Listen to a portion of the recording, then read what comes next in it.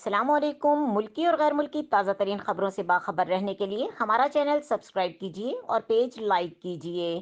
رخ کریں گے لاہور کا، جہاں سے رپورٹ کر رہے ہیں ہمارے نمائندے عرفان خان۔ مریم نواز کا این اے 133 میں پارٹی امیدوار کی کامیابی پر رد عمل۔ سابق وزیر اعظم نواز شریف کی صاحبزادی مریم نواز نے این اے 133 لاہور کے ضمنی انتخابات میں کامیابی پر جذباتی انداز میں بھرپور خوشی کا اظہار کیا۔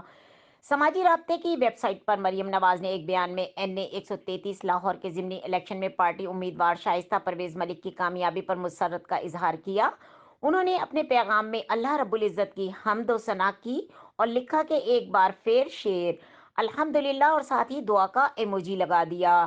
مریم نواز کا این اے 133 میں پارٹی امیدواری کی کامیابی پر رد عمل۔ این اے 133 میں کامیابی پر شہباز شریف حلقے کے عوام کے بے حد مشکور ہیں۔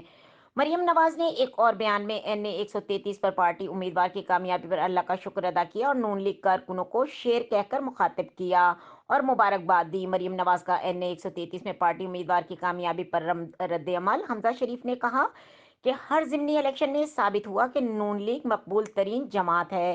این اے 133 میں 254 پولنگ اسٹیشنز کی غیر حتمی اور غیر سرکاری نتائج میں نون لیگ کی شائستہ پرویز ملک نے 46,811 ووٹ حاصل کر کے کامیابی اپنے نام کی۔ اسی نشست پر پیپلز پارٹی کے اسلم گل نے 23,313 ووٹ لے کر دوسرے نمبر پر رہے۔